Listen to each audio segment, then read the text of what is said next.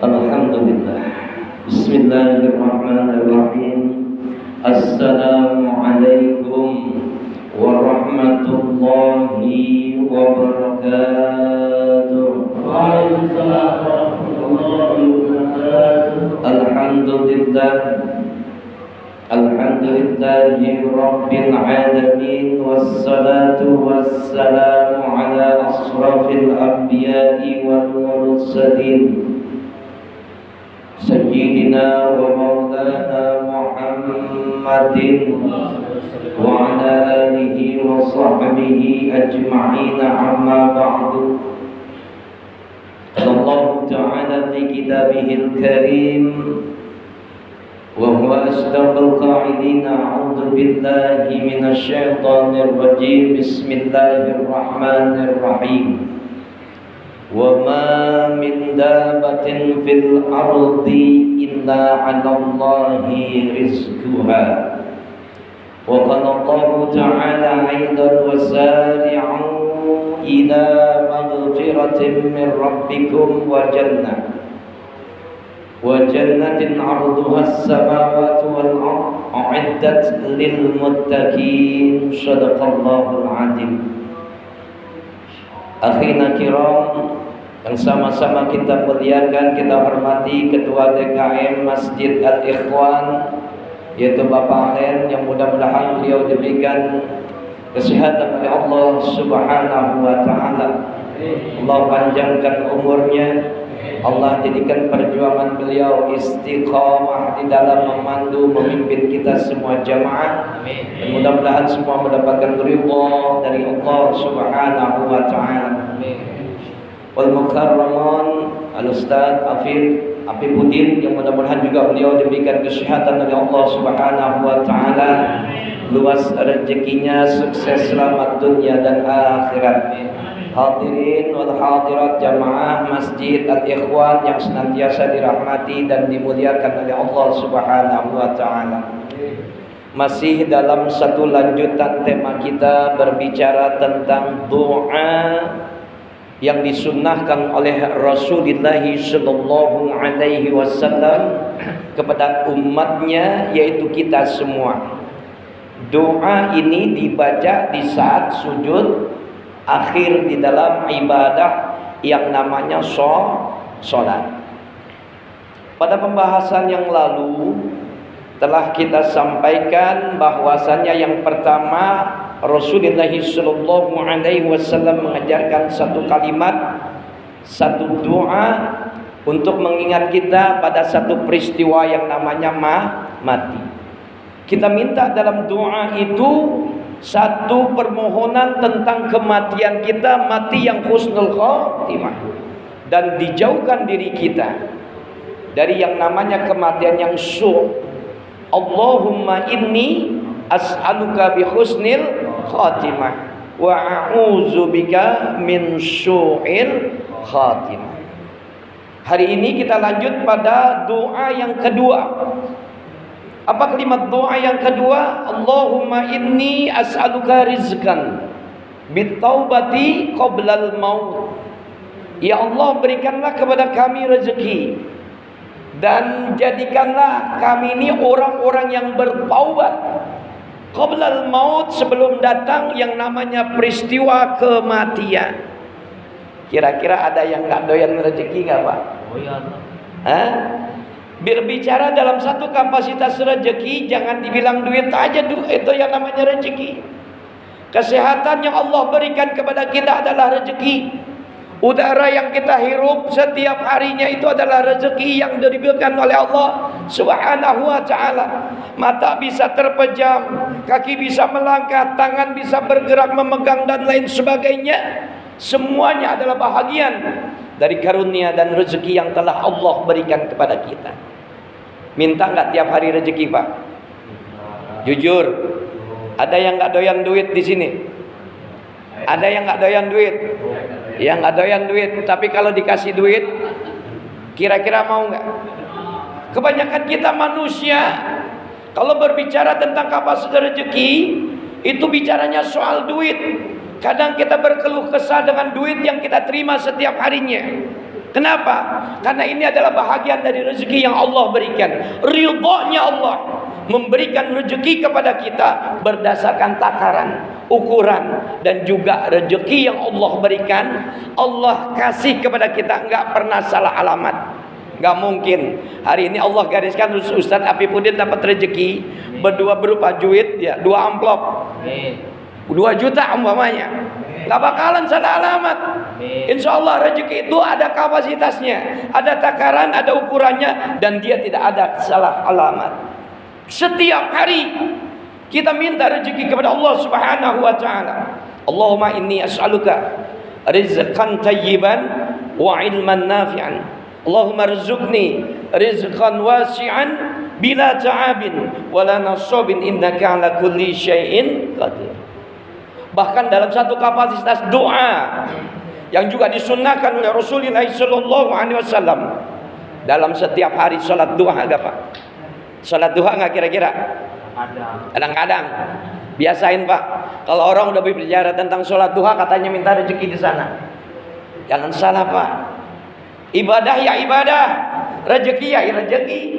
Allah enggak pernah salah ngasih rezeki kepada hambanya sesuai ukuran, sesuai takaran, dan nggak pernah salah alamat.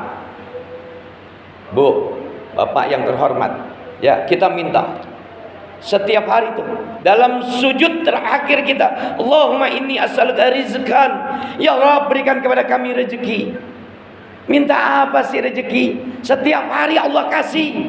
Ya tinggal bagaimana kita mampu menyikapi tentang rezeki yang Allah berikan kepada kita. Kenapa? Karena ada 2 ukuran.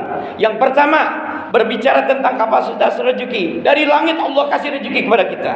Wa ma fis samai rizqukum. Dan di atas langitnya Allah telah ditentukan rezekimu. Sudah digaris besarkan kita Pak. Sudah digariskan kita mendapatkan rezeki Allah. Waktu kita persaksian pada saat alam ruh, kita ada di alam rahim sang ibu. Alastu bi rabbikum qalu bala syahidana. Di sana persaksian kita kepada Allah Subhanahu wa taala. Saksikan olehmu bahwasanya aku adalah Tuhanmu. Qalu bala syahidana. Mereka semua para jabang bayi mengatakan, Engkau ya Rabb, wahai Allah, Engkau adalah Tuhan kami. Di sana sudah ditentukan rezeki kita. Wajar kalau Allah berbicara dalam kapasitas ayatnya di atas langit Allah. Wa ma fis samai rizqukum. Di atas langit sana rezekimu sudah ditentukan. Berbicara pada kapasitas yang kedua, ketika kita berbicara tentang kapasitas bumi yang Allah siapkan untuk kita, kita tempatkan buminya Allah. Wa ma min dabbatin fil ardi illa 'alallahi rizquha. Dan tidak satu binatang melata pun yang hidup di atas muka buminya Allah terkecuali rezekinya telah dijamin oleh Allah Subhanahu wa taala. Tugas kita sebagai hamba Allah, yakin urusan rezeki Allah yang atur semuanya. Tugas kita adalah ikhtiar. Doa, usaha, ikhtiar. Paham sampai di sini? Insya Allah. Nggak usah cemburu pada rezeki orang lain. Ini dalam diri kita kan kadang-kadang begitu Pak. Tetangga punya Avanza, punya Xenia, itu belum seberapa. Ya, mobil-mobil yang mewah. Ketika tetangga kita punya, kita gerutuan, sakit hati kita. Nih, kapasitas manusia yang kayak gini bukanlah bahagian dari orang-orang yang beriman.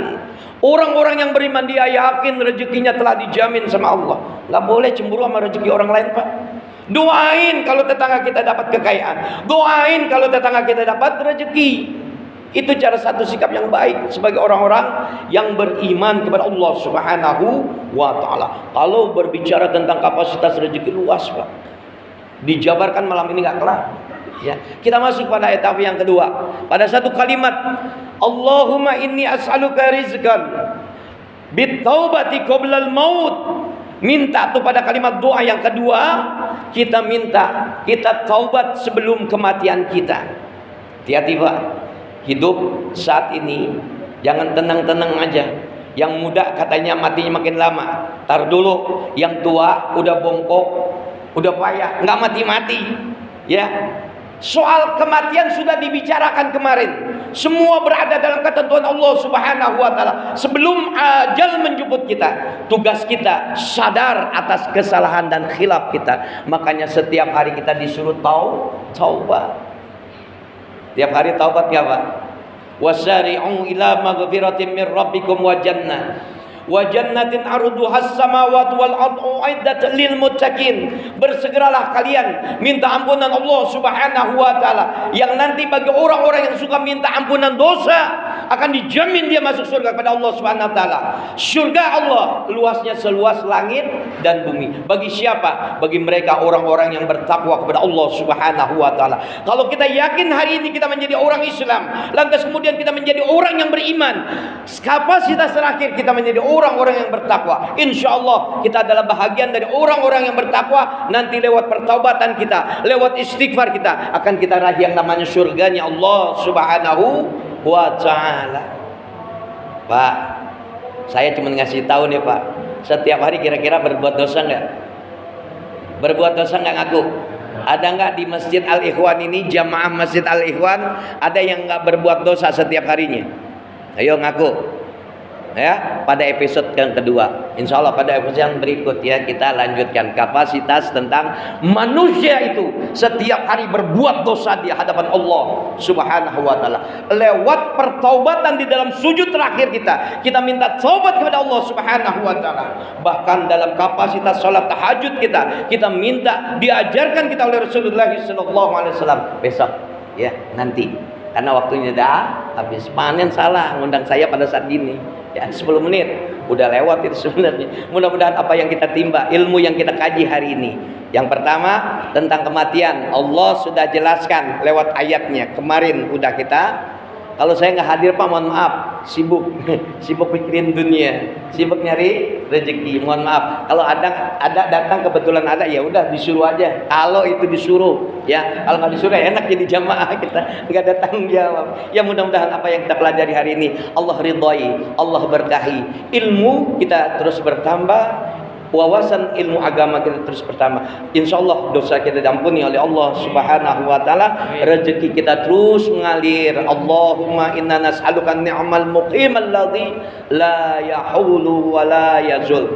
Kita ulang lagi nanti ya. Mudah-mudahan Allah Subhanahu wa taala memberikan kita kekuatan lewat pencarian rezeki kita. Tadi tuh lewat sholat duha kita minta sama Allah, Allahumma in kana rizqi fis samai fa'anzilhu. Ya Rabb, kalau rezeki kami di atas langitmu, turunkan ya Allah. Wa in kana fil ardi wa akhrizhu. Kalau dia ada di dalam bumimu ya Allah, keluarkan ya Allah. Wa in kana mu'assaran fayasirhu. Kalau sulit mudahkan ya Allah. Wa in kana ba'idan faqaribhu. Kalau jauh dekatkan ya Allah. Wa in kana haraman fatahhirhu. Kalau dia haram, halalkan ya Allah. Inilah kapasitas doa yang seharusnya kita minta setiap hari di hadapan Allah Subhanahu wa taala. Mudah-mudahan Allah ampuni dosa kita, Allah terus kasih rezeki kita untuk kita semuanya, dan Allah terima amal ibadah kita hingga mati kita nanti dalam husnul khatimah, kita masuk dalam surganya Allah yang penuh kenikmatan di dalamnya. Al-Fatihah. A'udzubillahi minasyaitonir rajim. Bismillahirrahmanirrahim.